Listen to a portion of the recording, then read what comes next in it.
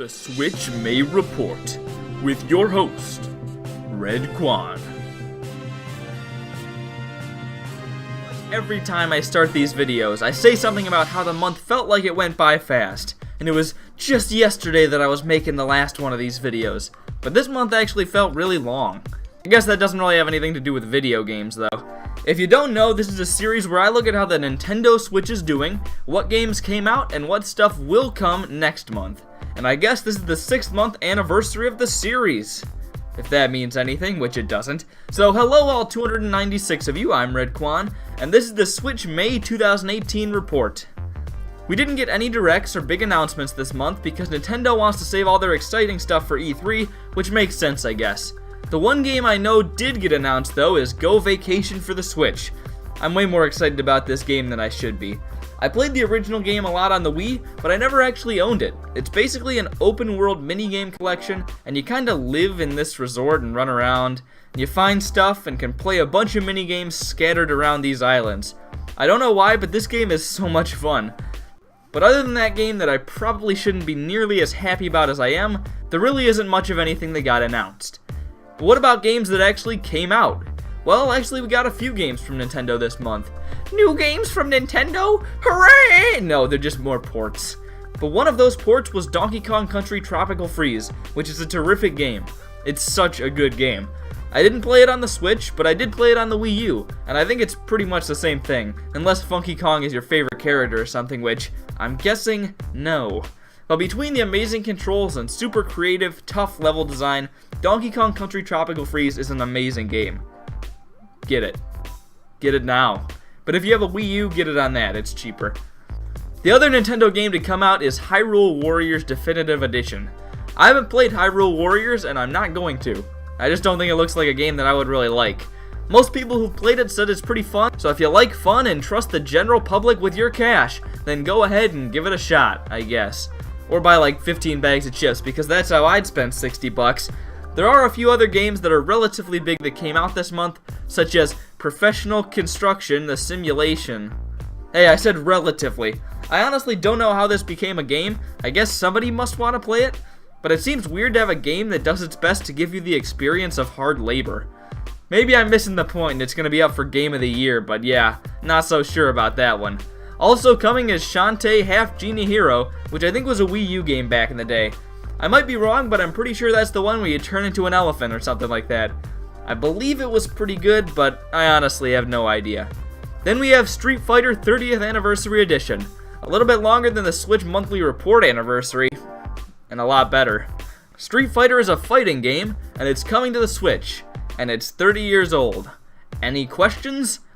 Okay, I'm not a Street Fighter expert or anything. I have never played a Street Fighter game, and I probably won't anytime soon, so I don't really have anything else to say on it.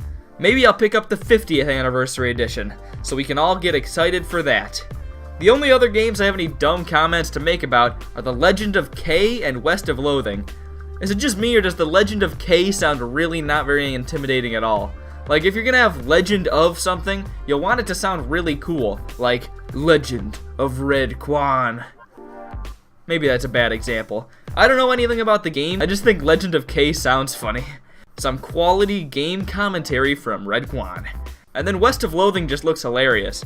I wish it wasn't an RPG, but what are you gonna do? I guess you could not buy it, but it looks really hilarious, so we'll see. I guess you could say I actually played one of the games this month, Tropical Freeze, so I sort of broke the tradition of not playing any games that came out, but technically, I didn't play it, so the whole me not playing games thing is still alive and well. Next month is going to be alright for games too, especially from third parties. As far as Nintendo games go, we're finally getting an actual new game. It's been a while, and that game is Mario Tennis Aces. It looks pretty good, I think, but it's kinda hard to tell, to be fair. I do like that it does have a story mode though.